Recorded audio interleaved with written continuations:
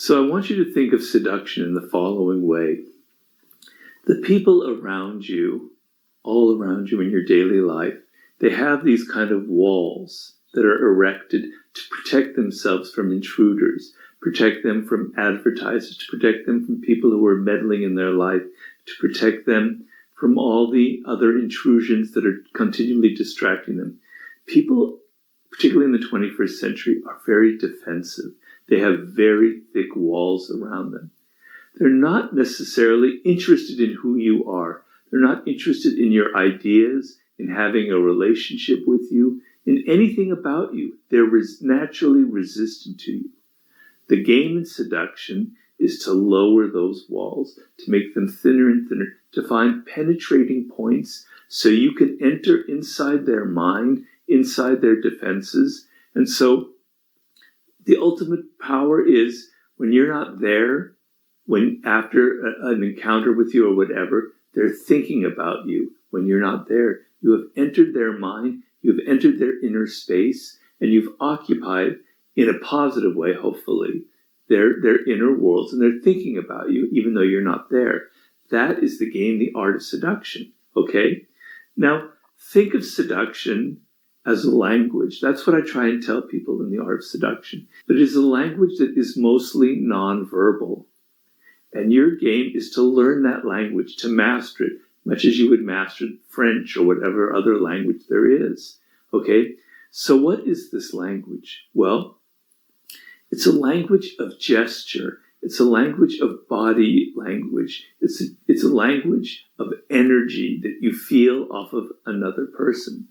So if someone is trying to seduce you, or you're trying to seduce someone, and you're too obvious about it, and it's too clear what you're up to, and you're saying all the right cliched lines that people say in order to seduce, it just makes those walls thicker and thicker and thicker. It's too clear. People become more and more resistant, right?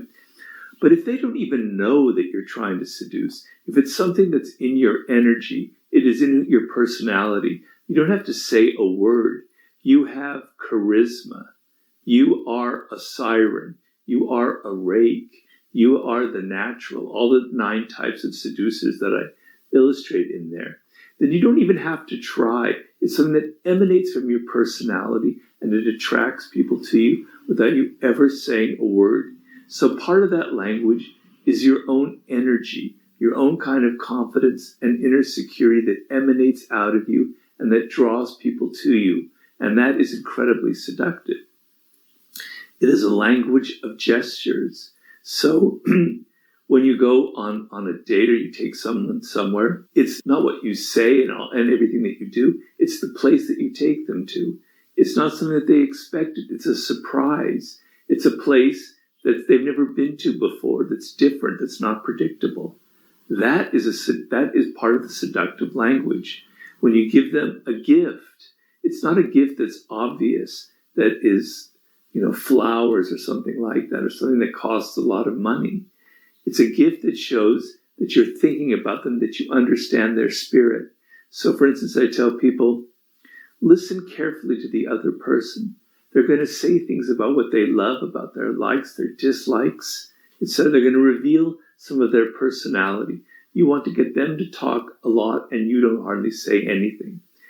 And in the course of revealing something that they love, a light bulb goes on in your head, and you go, I can give them a gift after a couple of weeks of seeing them that reflects this particular thing they mentioned once, that reveals to them that I was listening, that I understood, that I absorbed their idea, their spirit.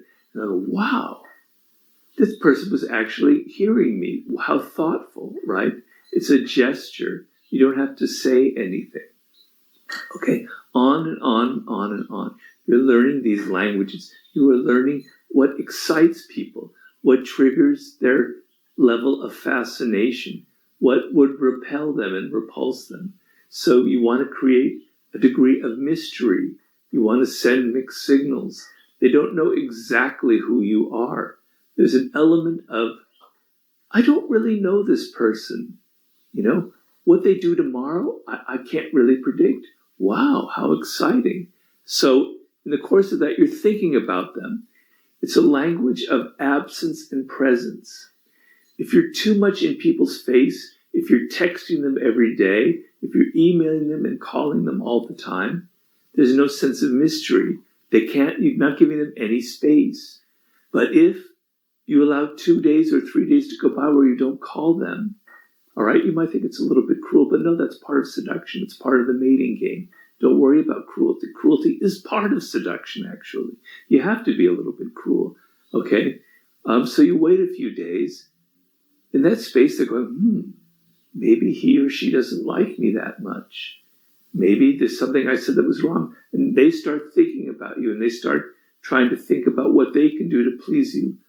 You've got them then. You've seduced them. The moment they're starting to think about you, that's half the game. And if you're constantly in their face, you can't allow that to happen. But if you're too absent, if 2 weeks go by and you're never there, you're just going to make them angry. You're just going to make them forget you. You're going to think that you're not trustworthy. You have to know the delicate balance between absence and presence, when to be there and when to disappear for a day or two, right? Not to answer their texts right away. Give them a little space to fantasize about you, to think what you might be doing in your absence. On and on and on and on. A language of gesture, of behavior, of things that you do, of places that you take them to, about your energy, about when you're there and when you're not there, the level of mystery that you can. If you can master that language and get people to think about you and be fascinated with you, nothing else matters. You don't have to be the handsomest and most beautiful woman in the world.